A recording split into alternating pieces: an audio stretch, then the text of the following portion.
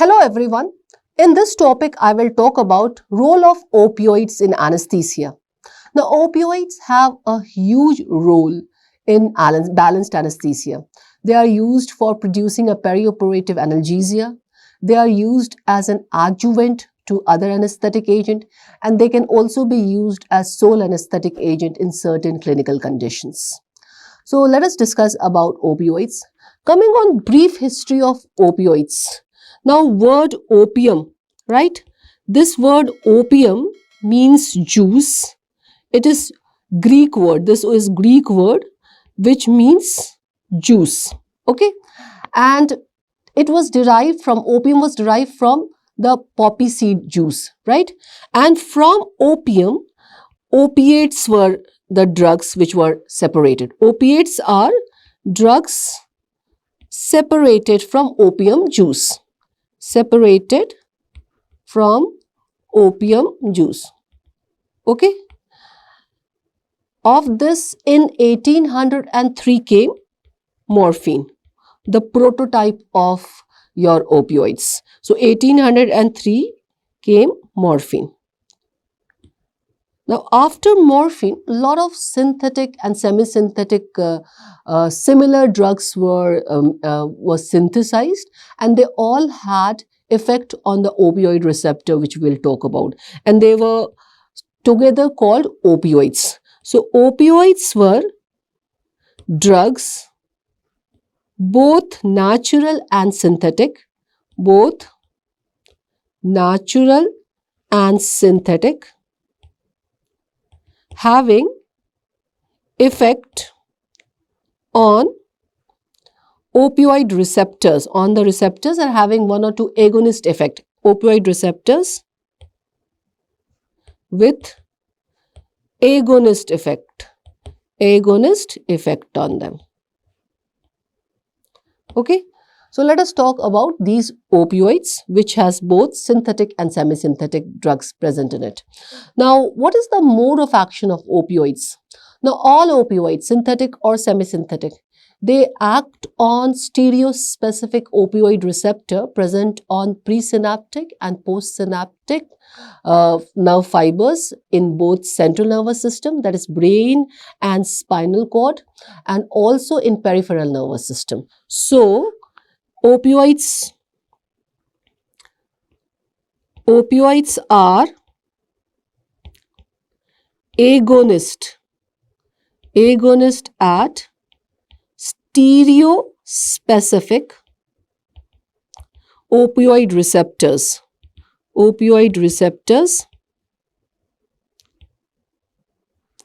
at presynaptic and postsynaptic sites in central nervous system, that is brain and spinal cord, and also outside central nervous system in your peripheral nerves, peripheral tissues, and outside central nervous system in peripheral tissues. Now, these opioid receptors are primarily present on the primary afferent neurons. So, these opioid receptors are primarily on primary afferent neurons, right? So, they are on primary afferent neurons, and their principal effect is to decrease the neurotransmission. They mostly act on, when the opioid attaches to these opioid receptors, mostly on presynaptic side, there is a decrease in the neurotransmission, right? So, because of this decrease in the neurotransmission, there is a decreased release of neurotransmitters like acetylcholine or noradrenaline or substance P or dopamine. So, basically the role of opioid getting attached to the opioid receptor is to decrease the neurotransmission. So, basically they decrease neurotransmission, by presynaptic inhibition of neurotransmitter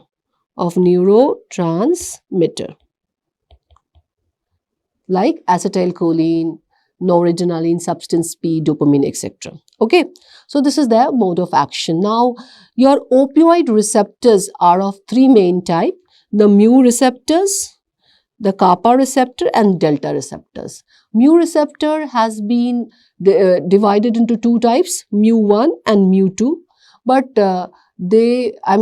most of the drugs which have effect on mu1 receptor also have effect on mu2 receptor, so they cannot be uh, divided as such. So we have mu, kappa, and delta receptor, and there are specific action on each when opioid attached to each of the receptors. Like from mu1, we have it produces, if the opioid attaches, it produces analgesia, euphoria, meiosis, urinary retention, hypothermia, and bradycardia.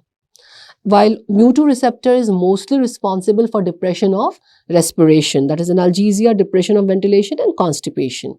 Kappa receptor produces analgesia, dysphoria, sedation, meiosis, and diuresis.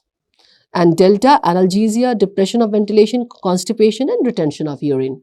Just remember one thing, that most of the receptors, they produce spinal and supraspinal analgesia, right? Mu1, spinal and supraspinal both, and mu2, mostly supraspinal analgesia is produced by it. Okay, so depending upon which drug attaches at what receptor site, they're agonist on what receptor site, antagonist on what receptor type, we get a specific action, specific effects of the opioids. Now, depending upon there are, let's say, how much the drugs getting attached to the receptors, the density of receptor attachment, that also we get the response. So not only on particular receptor, it also depends upon on how many receptors the drug is getting attached. So depending on that also, we get a dose dependent effect of the opioids.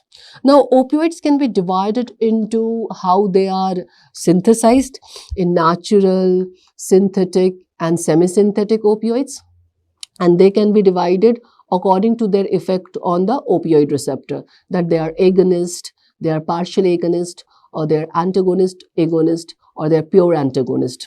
Now, how they they have effect on the receptor, this is a more important way to remember, so I would classify them on that basis also. Only agonists. Agonist means they are pure agonist with 100% effect on the receptor, effect on opioid receptor. So they have a full effect on opioid receptors. They are called pure agonist. Now, agonists, very important few drugs. We have morphine, the prototype of opioids. Then we have pethidine, another important drug. Then we have the derivatives of the pethidine like fentanyl, right? Then we have fentanyl. Then we have the derivative of fentanyl, that is sufentanil, alfentanil, remifentanil. Okay. Then we have codeine, we have hydromorphone. So these are pure agonist. Partial agonist, which has not 100% effect on the opioid receptor. So, partial agonist, less than 100% effect. Less than 100% effect on opioid receptor. Okay. In this comes a very important drug, that is your buprenorphine. Buprenorphine. Okay. Then agonist, antagonist, that is agonist on one receptor and antagonist on other, and antagonist agonist on other receptor. So, since we have three types of opioid receptor, these drugs would be agonist on one receptor, antagonist on other receptor. And three important drugs, that is pentagocine, nalbuphine, and your butorphanol. Okay. And pure antagonist, they are total antagonist on all the three opioid receptor. And in this comes very important drug, that is naloxone, nalmefene,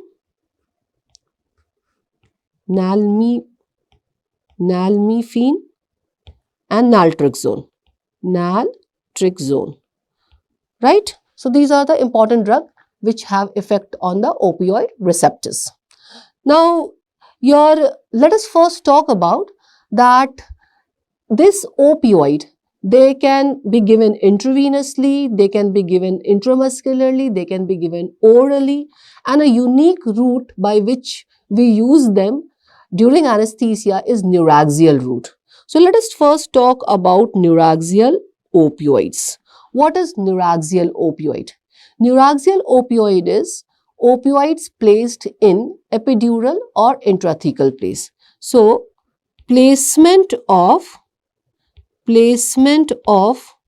opioids in epidural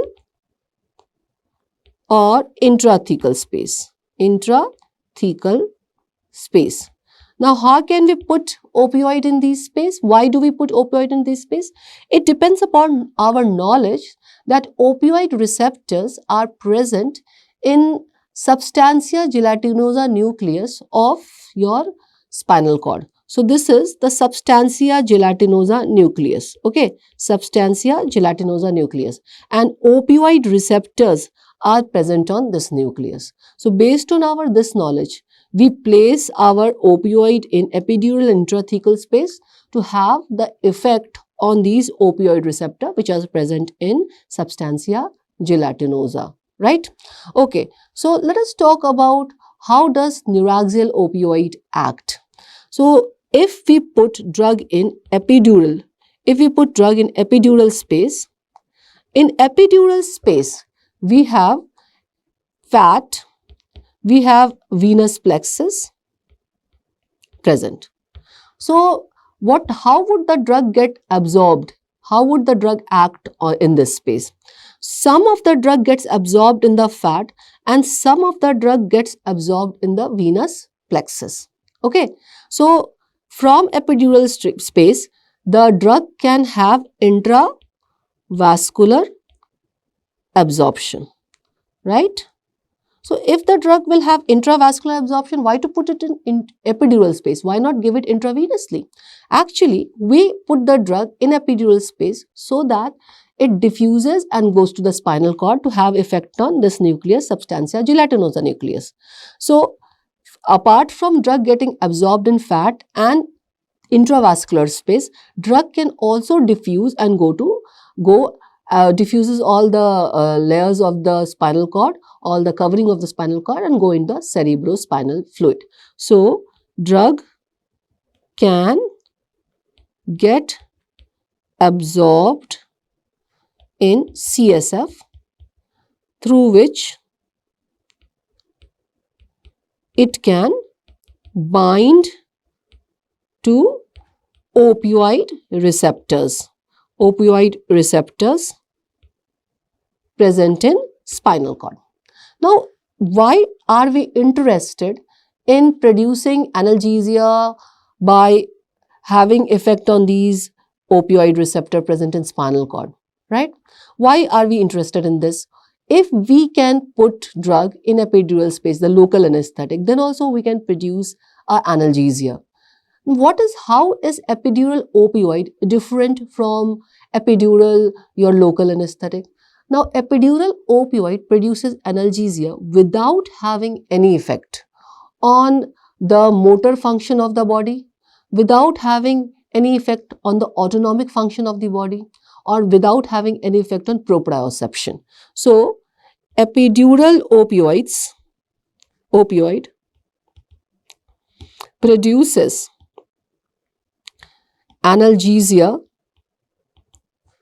with no effect on motor function, with no effect on autonomic function,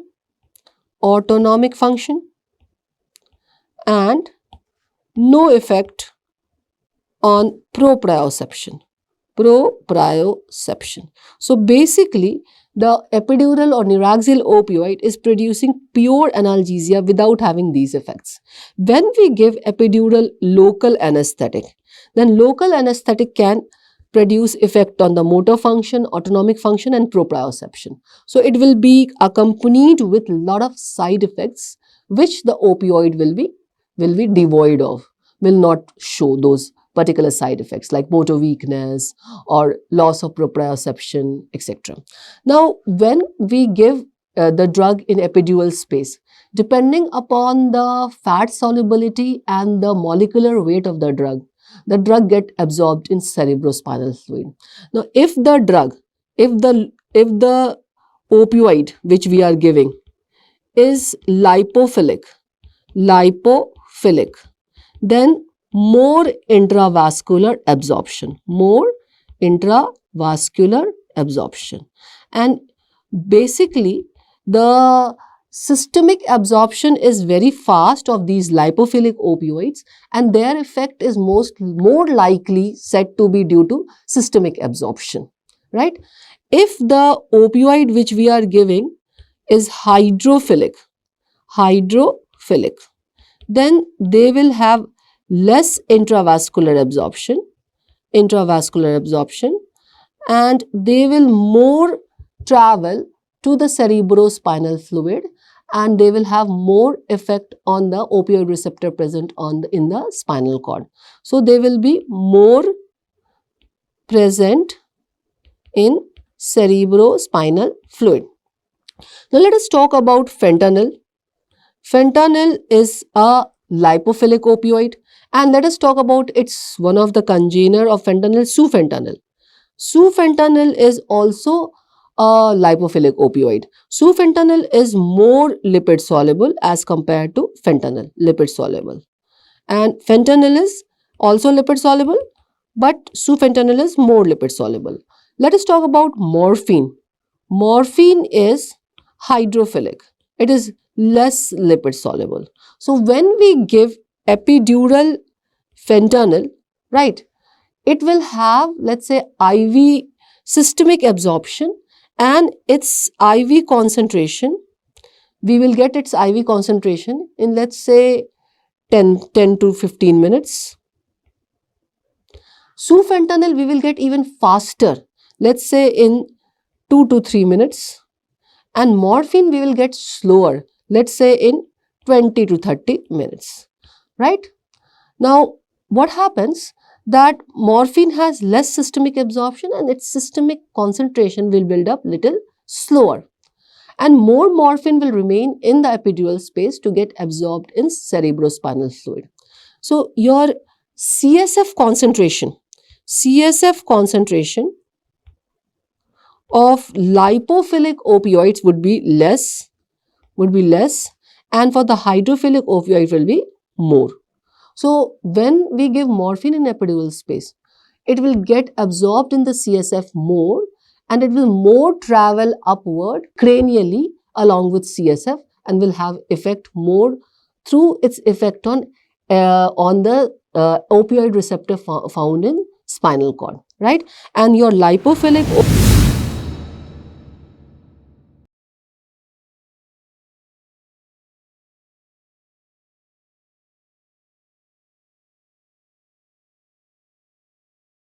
opioids will have more effect by their effect on, by getting systemically absorbed, and by having effect on the opioid receptor present in brain and mostly in central nervous system. Okay, so hydrophilic opioids are better opioid to be used in epidural space to give us a sustained postoperative analgesia by having effect on opioid receptor present in spinal cord.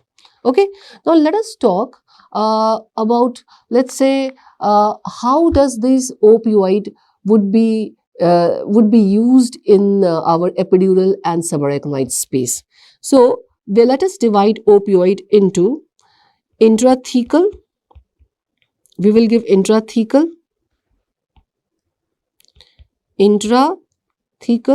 and epidural. Okay, in intrathecal space, we are using mostly fentanyl, and it is used for intrathecal. There is minimal intravascular absorption.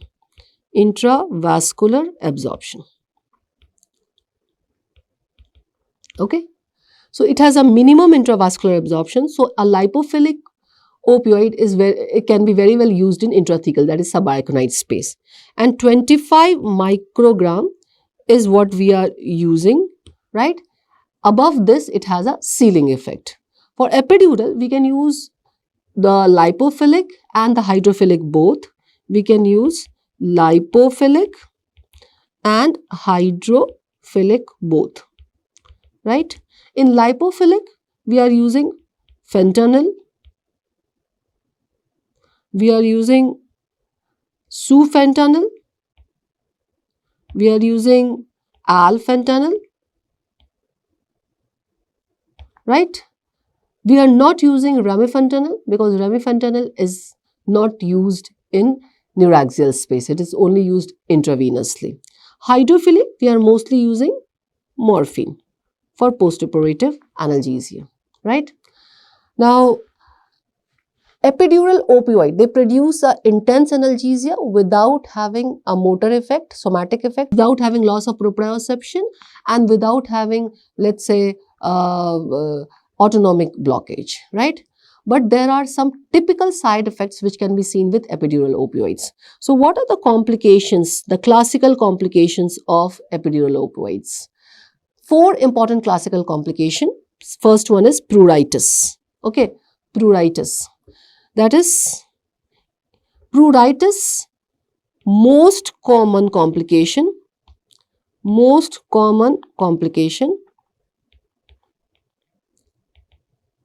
and it typically seen in face, neck and upper thorax, right? Typically seen in these spaces, right? This is not due to histamine release. Now, opioids can cause histamine release, but this pruritus is not due to histamine release.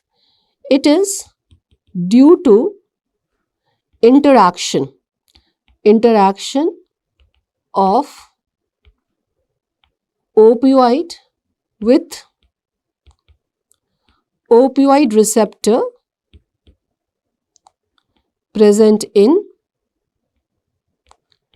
trigeminal nucleus.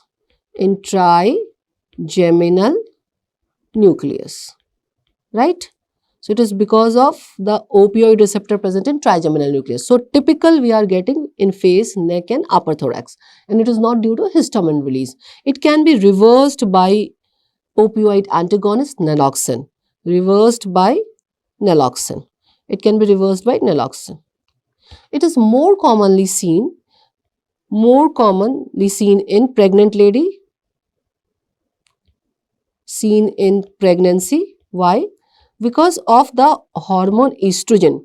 Estrogen can also interact with opioid receptor, and so itching would be, the pruritus would be more seen in pregnancy, right? So it is the commonest complication, not because of histamine release, because of the interaction with opioid receptor present in trigeminal nucleus. typically present in face, neck and upper thorax, and it can be reversed by naloxone. Okay, so this is the most common complication. The second common complication is nausea and vomiting. Now, nausea and vomiting, most of these complications which I am discussing, that is pruritus, the first one, the nausea, vomiting, which I will discuss now, they are dose dependent. Dose dependent. More the dose dependent. More the dose, more the risk of these complications. So pruritus is also dose dependent. More dose, more there is a chances of cranial spread of the drug and getting interacted with the trigeminal nucleus opioid receptor. Nausea, vomiting is also dose dependent, right? Why this happens? Because of interaction or activation of chemoreceptor trigger zone, CTZ center, chemoreceptor trigger zone present in our brainstem, or fourth ventricle rather, in fourth ventricle, right? So it will activate this chemoreceptor trigger zone and precipitate nausea and vomiting. Okay, opioid can get absorbed and it can cranially move and it can stimulate chemoreceptor trigger zone. Okay, so this is nausea and vomiting, one of the classical complication of epidural opioid. IV complication, IV also, the opioid can stimulate CTZ center and can cause nausea, vomiting. And from epidural route also, it can cause nausea, vomiting, right? Urinary retention. Urinary retention is another common complication, more seen with epidural opioid, right? More seen with epidural opioids, right? Compared to IV. Why? Compared to intravenous. The reason is that opioid, this is not dose dependent. This is not dose dependent, right? What is the reason of this urinary retention? Drug interacts with sacral opioid receptor. Sacral opioid receptor. And what will it do? It will decrease the, if sacral opioid receptor, it will interact with it, it will decrease the parasympathetic outflow. So it will decrease parasympathetic outflow.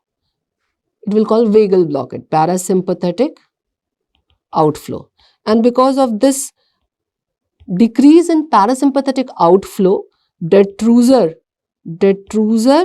muscle of the bladder will relax. Muscle will relax. And because of the relaxation of detrusor, more and more urine will get it will increase the capacity to hold the urine in the bladder. So detrusor muscle will relax and capacity of bladder to hold urine increases, right? This is the only classical complication which is not due to a high dose. It is not dose dependent, because for this the drug does not have to cranially migrate. It is acting on sacral opioid receptor. Sacral opioid receptor. So it's not dose dependent, right? How would we manage it? The management would be same like what we do in any urinary retention: catheterization and evacuation of the bladder. Okay. Next important classical complication, respiratory depression.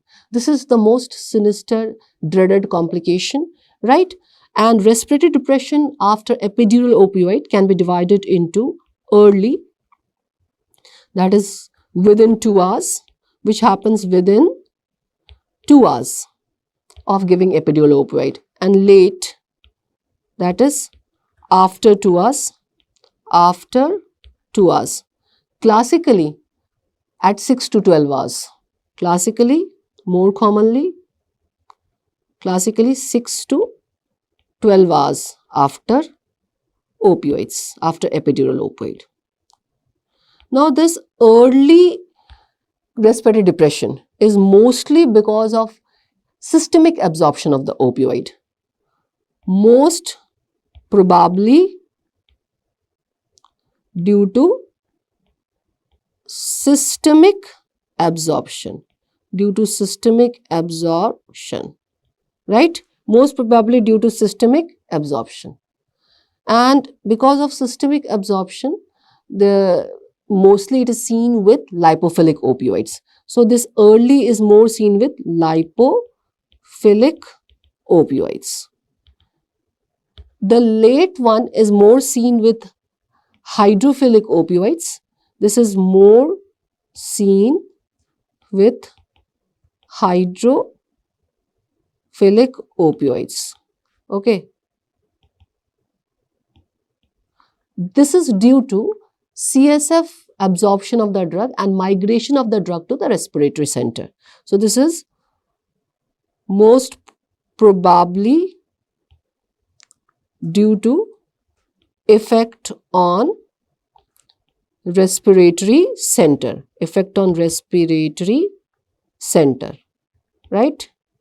Rather than due to direct effect on respiratory center on the brainstem by migration of the drug through spinal cord, not due to systemic absorption. Okay, so respiratory depression is one of the sinister complication, and respiratory depression caused by opioid is little difficult to detect. So mostly by the drop in the saturation of the patient will tell us, because the respiratory rate gradually decreases, and when one of the early thing which we can see because of the respiratory depression caused by epidural opioid, the consciousness of the patient can little bit decrease. Clinically, consciousness of the patient will little decrease because of hypercarbia due to decrease in the respiratory rate. PaCO2 is increasing. So decreased in the consciousness and decrease in the saturation will give us an indication that there is a respiratory depression due to the epidural opioid which we had given to the patient. So we have to be very careful. Management. Oxygen supplementation. Okay, so these are the 4 classical complications seen with epidural opioid which we have to take care of. Mostly they are dose dependent, except urinary retention, which is not dose dependent, right? So this is about our epidural opioids. Now let us talk about individually about different drugs belonging to this group of our importance, starting with morphine. So let us discuss the first drug, morphine. Morphine, a prototype opioid agonist. It's a prototype opioid agonist to which all other opioid is compared, opioids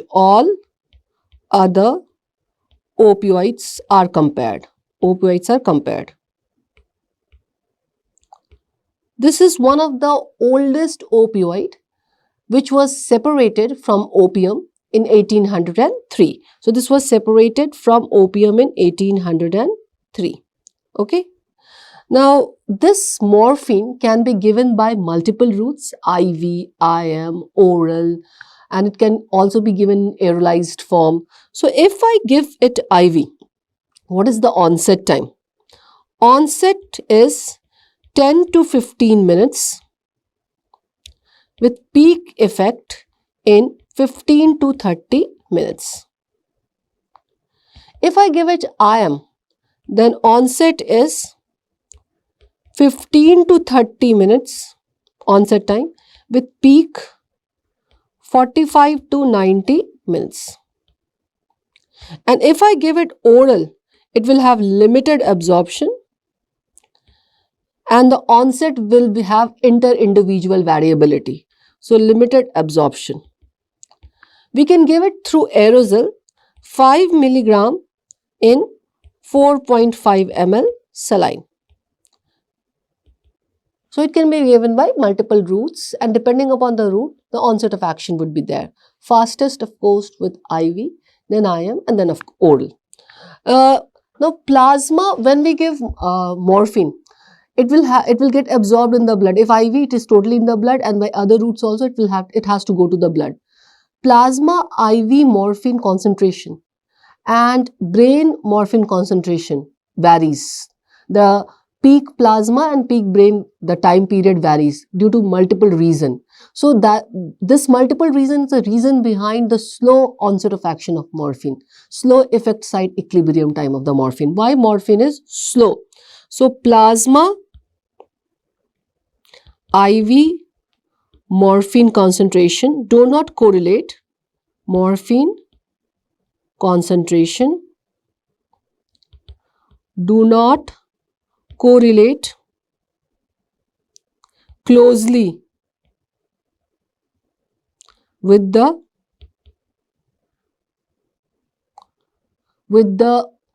brain concentration of the morphine, with the brain concentration. So why does this happen? Because of delay to cross blood-brain barrier. Blood-brain barrier.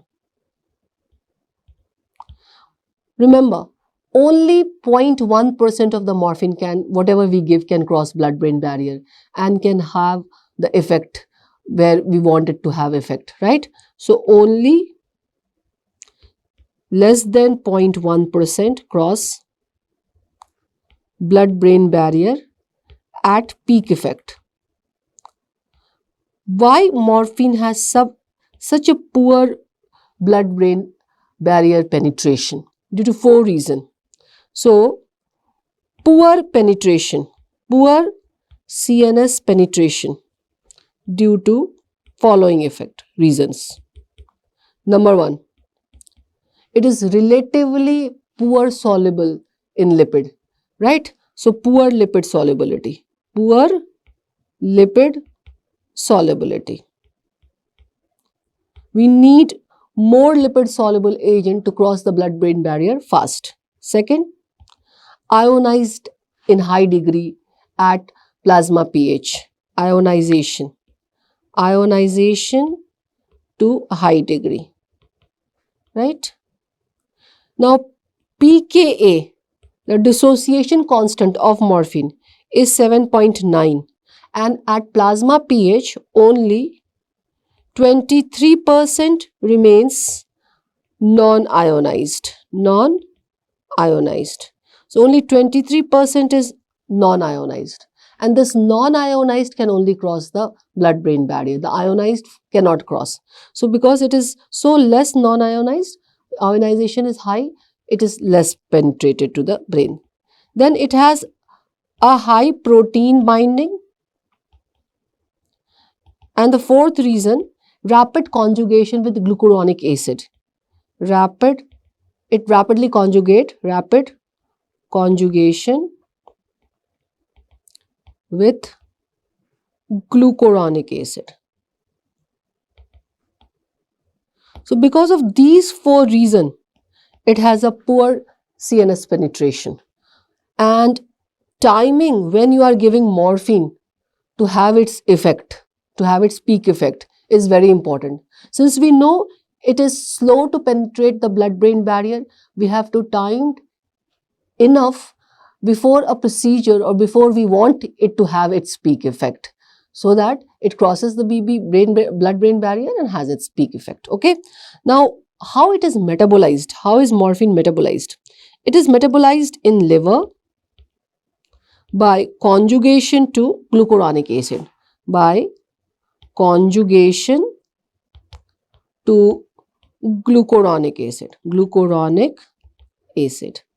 And also in kidney, not only liver, also in kidney, liver and kidney. Okay, so liver and kidney. And when it is conjugated to glucuronic acid, 2 major byproduct is produced, right? In 75 to 85%, we have morphine 3 glucuronide produced. Morphine 3-glucuronide, and this is pharmacologically inactive. So this is pharmacologically inactive. Okay, and 5 to 10% only we have morphine 6-glucuronide. Morphine 6-glucuronide, and this is active byproduct, and this will produce analgesia like morphine, little less, 1/6 to 1/10 of the main morphine, and it can also cause depression of ventilation. So this is active, produces analgesia and depression of ventilation. Right? Both these byproducts are removed by kidney. So these are removed by kidney, excreted by kidney. So in case of renal failure, right, this can accumulate. Morphine 6-glucuronide can accumulate. Accumulation can happen. And because of accumulation, we can have a prolonged effect of morphine than normal person in patient with renal dysfunction. And we have to use it carefully, because more and more this product will get accumulated and the duration of respiratory depression would get increased. And not only this, the half-life of elimination is long in infants, right? It is long in infants because of slow elimination. So infants, they are more prone to the respiratory depressant effect of morphine. So you have to be very careful when you are giving morphine, especially to infants and to patient in renal failure. In both the cases, prolonged depression of respiration can happen because of the accumulation of the byproduct. In infants, because of poor elimination, and in patient with renal failure because of poor excretion of this byproduct and accumulation. Okay. Now let us see the pharmacodynamic effect of morphine. What is the effect of morphine on central nervous system? So effect on central nervous system. On CNS, number one effect, it decreases cerebral blood flow, right? And it decreases intracranial pressure. So both are good effect on brain. Cerebral blood flow is decreased, ICP is decreased. But you have to use morphine in patient with head injury very cautiously. So head injury, we need to use cautiously. Why? Number one, more sedation compared to normal patient. Number two, meiosis. So neurological assessment becomes little difficult. Then depression of ventilation more.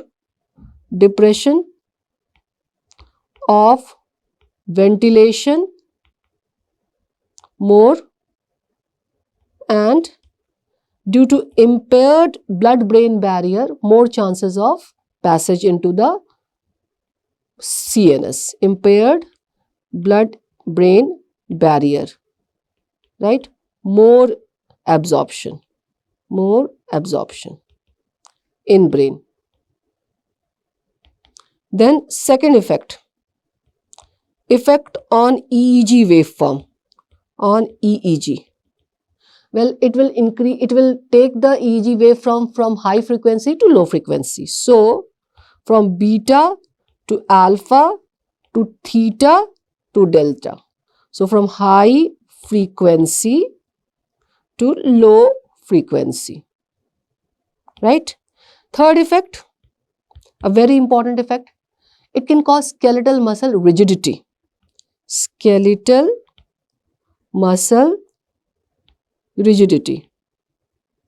Of thoracic and abdominal muscle.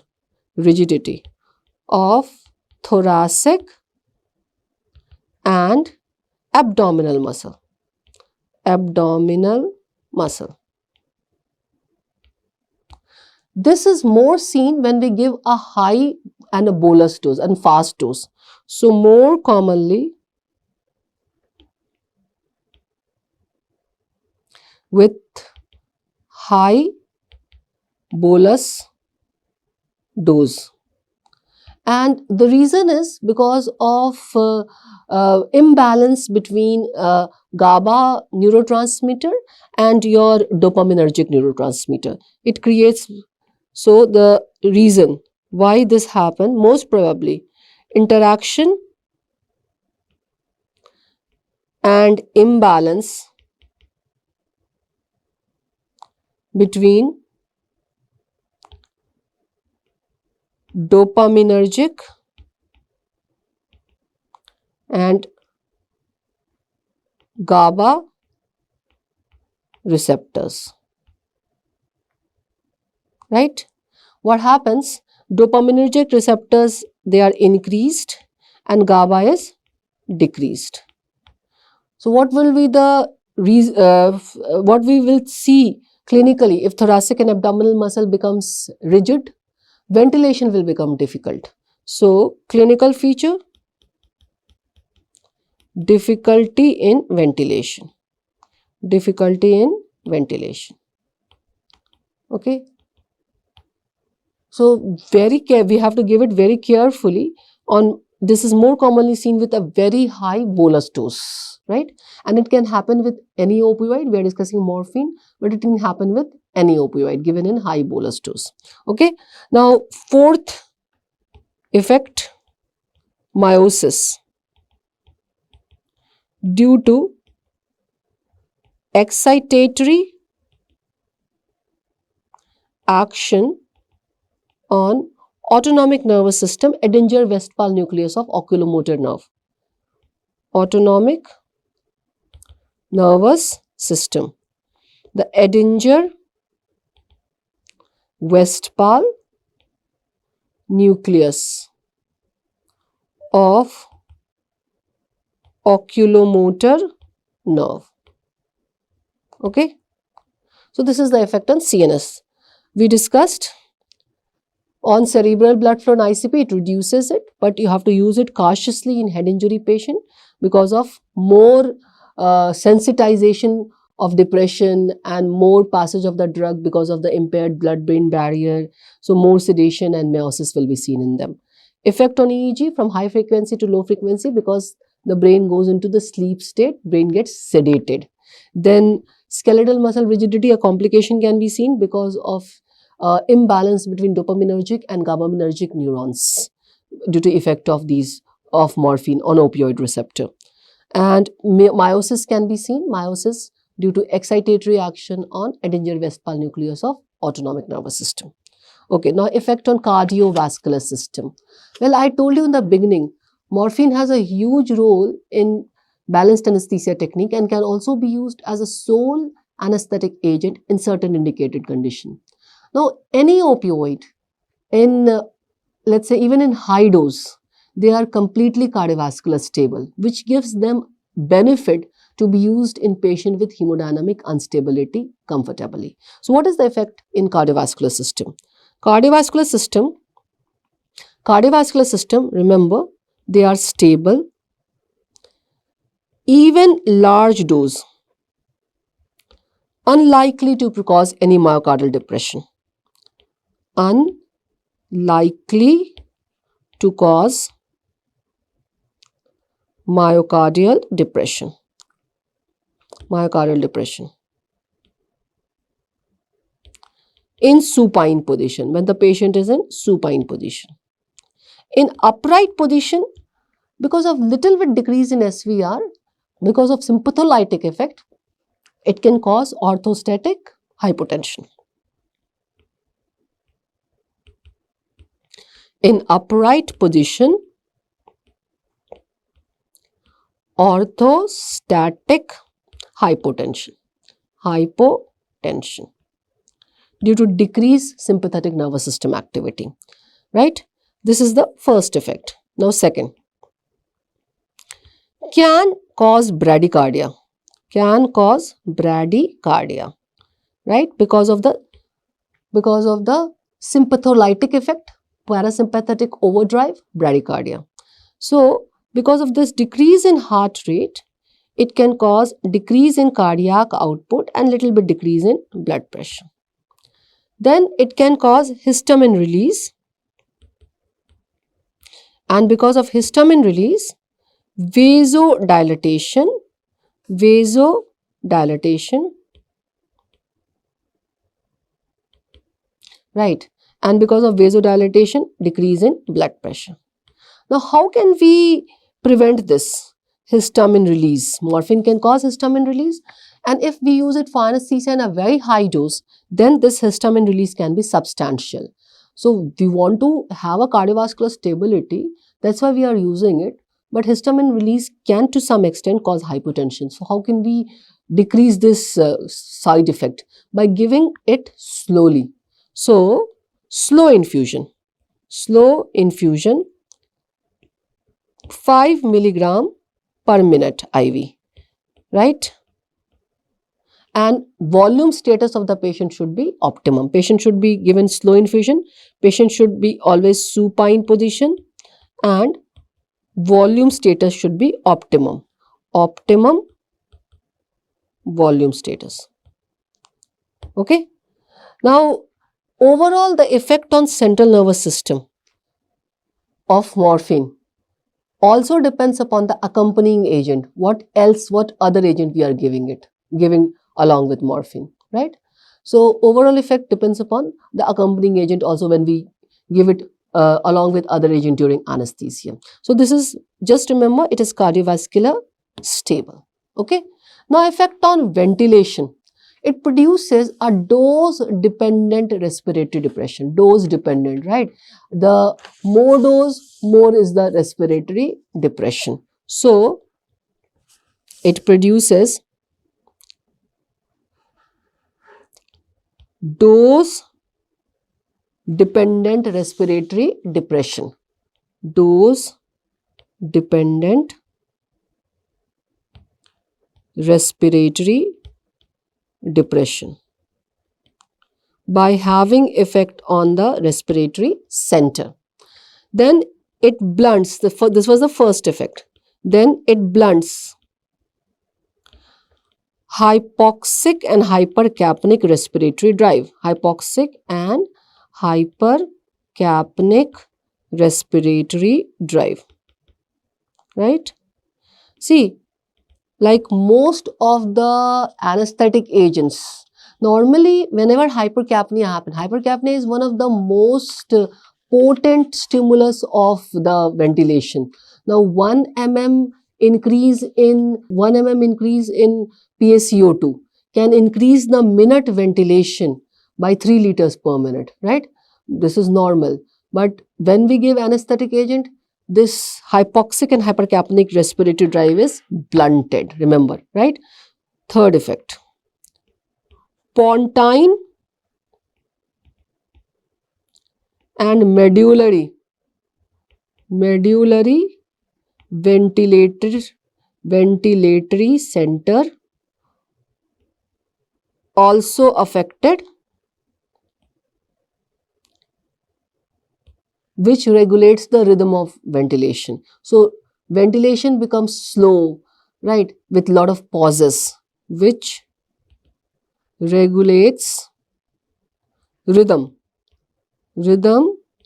of ventilation. So, ventilation is slow with lot of pauses. Now, fourth effect, depression of the ciliary activity of the respiratory tract. Depression of ciliary activity of airway. Fifth effect, airway resistance can increase. Airway resistance may increase. Sixth effect, cough suppression by having effect on cough center. Cough suppression by having effect on medullary cuff center, on medullary cuff center. Okay, so this is the effect on respiratory system. Now on biliary tract, spasm of biliary smooth muscle, biliary smooth muscle, and this would increase the intrabiliary pressure and pain. Increases intrabiliary pressure. Patient complains of pain. Management, we can give naloxone, but there are some other drug also which can be effective. Naloxone is opioid antagonist. There are some other drug which can also be effective. Glucagon, 2 milligram IV. We can give nitroglycerin also. It can also relieve the biliary spasm because it is also smooth muscle relaxant. So nitroglycerin. Okay, so these three can be used. On GI tract, spasm of the GI tract decreases the peristaltic activity and causes constipation. So spasm of GI, gastrointestinal smooth muscle, gastrointestinal smooth muscle, and this can cause decrease in peristalsis, and this can lead to constipation. Okay, and tolerance to this side effect, constipation, is not achieved. So one of the major problem of using morphine for a long-term analgesia is the associated constipation, right? And there is even on chronic use, tolerance to this side effect does not happen. Now nausea and vomiting, direct stimulation of CTZ center. Direct stimulation of CTZ, chemo receptor trigger zone, in floor of fourth ventricle. Floor of fourth ventricle. Now this effect is through dopaminergic agonist effect, right? This stimulation of your CTZ center and causing nausea, vomiting it acts as dopamine agonist. The opioid morphine acts as a dopamine agonist. It acts on agonist on dopamine receptor, dopamine agonist for dopamine receptor present in CTZ center, right? So it causes nausea. Opioid causes a high degree of nausea and vomiting. Genitourinary, it increases tone and peristaltic activity of ureter, and peristaltic activity of ureter. So urinary urgency is reduced. So leads to urinary urgency and lack of control. Right? Cutaneous, because of the histamine release, flushed skin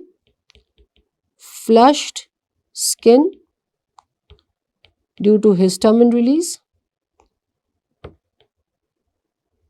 and urticaria, etc. has also been seen. Urticaria has also been seen. Right? Placenta, morphine can easily cross the placental barrier and can have effect on fetus. So, can cross placental barrier easily, right? So it can cause fetal respiratory depression, remember. Okay. Now, tolerance and physical dependence to morphine develops, right? So, physical dependence is very high. Tolerance also develops. So, normally we have to increase the dose for having the same benefit of morphine. And when we increase the dose, there is a risk of overdose. So, how would overdose present as? So, tolerance and physical dependence develops on chronic use.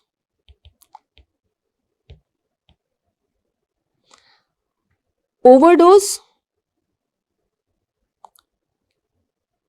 happens and the presentation is, so meiosis, patient will present with meiosis, depression of ventilation,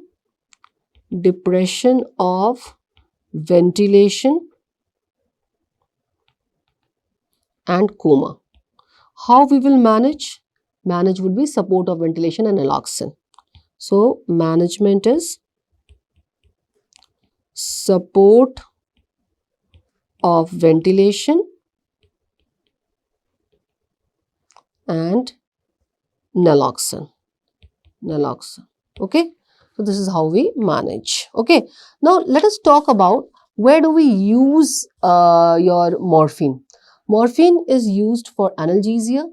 Morphine is used as an adjuvant for anesthesia, and morphine is also can be used as a sole anesthetic agent. Remember, when we are using for analgesia, primitive analgesia with opioid has shown the best effect. That is before the surgical stimulus, before the surgical incision or pain stimulus caused by the surgical incision. So primitive. So that is why before the surgical incision is given, pre-medication with morphine is very effective for analgesia.